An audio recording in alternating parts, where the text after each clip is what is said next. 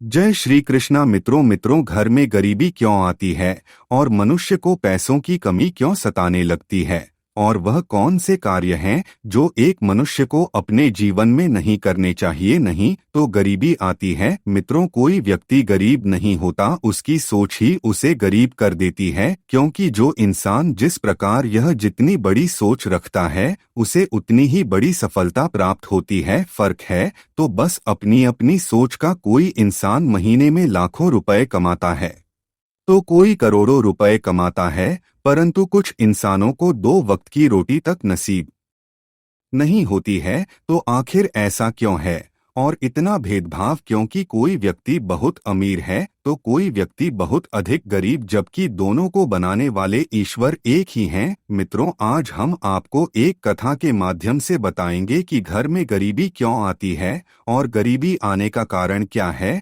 और कौन से कार्य हैं जो हमें नहीं करने चाहिए जिसके कारण घर में गरीबी आती है। लेकिन उससे पहले अगर आपने हमारे चैनल को सब्सक्राइब नहीं किया है तो सब्सक्राइब कर लें और वीडियो को लाइक कर दें। मित्रों, एक समय की बात है जब एक बार माता लक्ष्मी भगवान विष्णु जी से मिलने के लिए जाती हैं और कहती हैं, प्रभु आज मैं आपसे एक प्रश्न का उत्तर जानने आई हूँ। तो भगवान विष्णु कहते हैं, हे देवी बताओ तुम्हारा प्रश्न क्या है, मैं आपको आपके प्रश्न का उत्तर अवश्य दूंगा। तो माता लक्ष्मी कहती है, प्रभु आज मैंने पृथ्वी लोक पर देखा कि एक आदमी बहुत अमीर था और वह अपने महल में रहता था। वही एक आदमी बहुत गरीब था और वह झोपड़ी में रहता था और अपना कष्ट भरा जीवन जी रहा था। प्रभु इसे देखकर मेरे मन में एक प्रश्न उठ रहा है कि एक आदमी बहुत अधिक अमीर है और एक आदमी बहुत अधिक गरीब है। प्रभु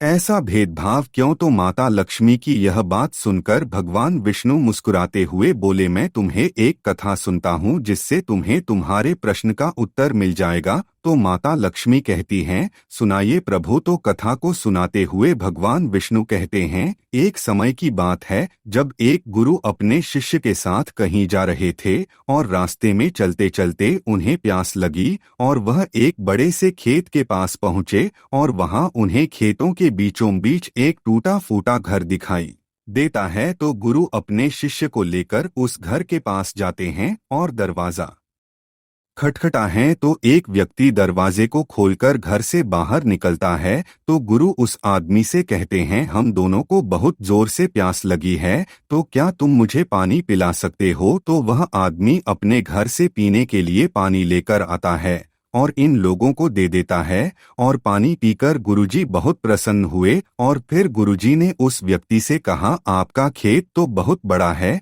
परंतु इसमें कोई फसल क्यों नहीं है? तो वह व्यक्ति कहता है, गुरुजी यह खेत मेरा नहीं मेरे मालिक का है और मैं तो बस इसमें खेती करता हूँ और इस साल फसल भी पूरी तरह से बाद हो गई है। तो गुरुजी कहते हैं, तो फिर आपका गुजारा कैसे होता है? गुरुजी की यह बात सुनकर व्यक्ति बोला, गुरुजी हमारे पास एक भैंस है और मैं उसका दूध बेचकर अपने परिवार का गुजारा करता हूँ और फिर बातें करते करते शाम हो जाती है। तो गुरुजी उस व्यक्ति से कहते हैं, अच्छा अब मैं चलता हूँ। तो व्यक्ति ने गुरुजी से कहा, गुरुजी अब कुछ ही देर में रात हो जाएगी और आप दोनों इतनी रात को कहाँ जाएंगे? आज रात आप मेरे घर में ही रुक जाइए। तो गुरुजी ने कहा, ठीक है, और गुरुजी वहीं रुक जाते हैं। और अब आधी रात बीत चुकी थी, तभी अचानक गुरुजी नींद से उठ जाते हैं और अपने शिष्य से धीरे से कहते हैं, अब हमें यहाँ से चलना चाहिए। तो गुरुजी की यह बात सुनकर शिष्य आश्चर्यचकित हो जाता है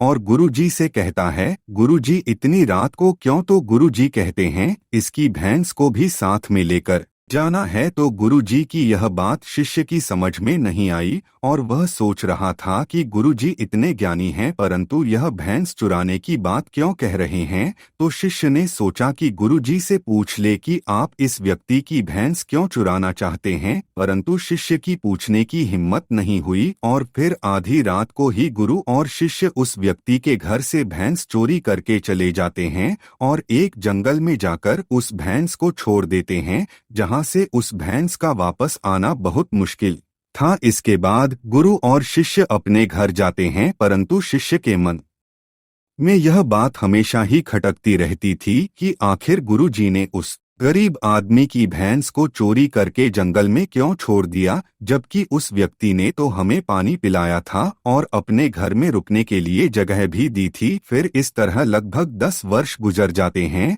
और वह शिष्य एक बड़ा गुरु बन जाता है। तो वह सोचता है कि क्यों ना उस व्यक्ति से मिला जाए जिसकी भैंस गुरुजी ने जंगल में छोड़े दी थी, और उसकी कुछ आर्थिक मदद भी की जाए ताकि उसकी आगे की जिंदगी खुशहाल हो जाए। और इस तरह शिष्य 10 साल बाद उस आदमी से मिलने जाता है और वहां का दृश्य देखकर आश्चर्यचकित हो जाते हैं, क्योंकि अब झोपड़ी की जगह एक विशाल मकान बन गया था और उसके खेत में काफी बड़े पेड़ लगे थे और फसल भी काफी अच्छी थी। यह देखकर शिष्य ने सोचा भैंस के चले जाने के कारण वह व्यक्ति सब कुछ बेचकर यहाँ से चला गया होगा और यहाँ कोई अमीर आदमी रहने लगा होगा। यही सोचकर वहाँ से वापस लौटने लगा। तभी उस विशाल मकान से एक आदमी निकला और शिष्य ने देखा कि यह तो वही व्यक्ति है जिसकी मैंने और मेरे गुरुजी ने भैंस जंगल में छोड़ दी थी। तो शिष्य उस आदमी के पास जाकर कहने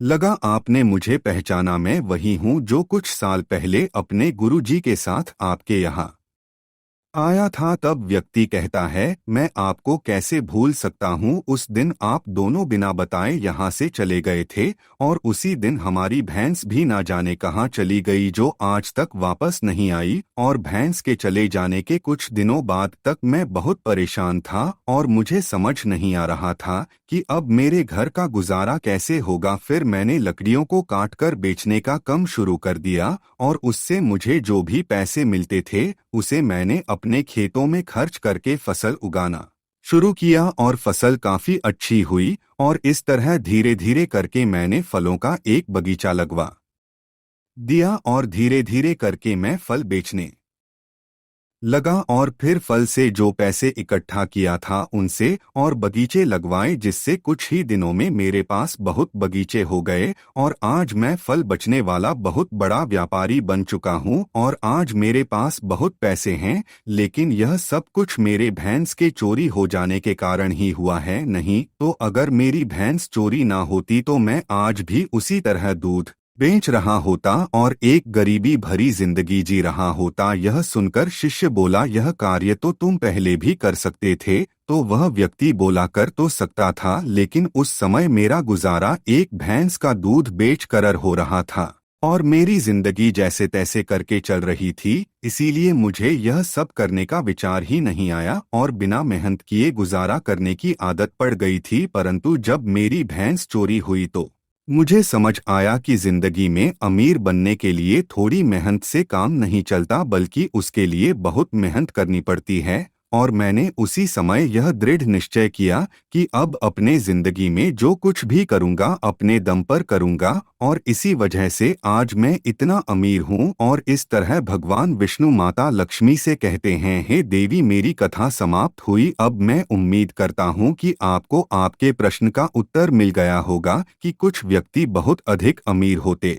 हैं तो कुछ व्यक्ति बहुत अधिक गरीब क्यों होते हैं। मित्रों, इससे हमें यह पता चलता है कि हमें अमीर बनने के लिए बहुत मेहनत करनी पड़ती है और कुछ व्यक्ति केवल इतनी ही मेहनत करते हैं कि जिससे केवल उनका गुजारा हो सके और वह उसी में खुश रहते हैं। इसीलिए गरीब व्यक्ति गरीब ही रहता है और अमीर व्यक्ति और अमीर हो जाता है, क्योंकि इंसान की सोच ही उसको अमीर और गरीब बनाती है। क्योंकि जिसकी जैसी सोच होती है वह वैसा ही बन जाता है। इसीलिए इंसान को सपने अपनी औकात से बड़े देखने चाहिए और जी जान लगाकर मेहनत करनी चाहिए। मित्रों, आपको यह कहानी कैसी लगी हमें कमेंट्स करके जरूर बताना और वीडियो को लाइक करके महाज्ञानी टीवी चैनल को सब्सक्राइब कर लें। तो बोलो जय श्री कृष्णा, राधे राधे।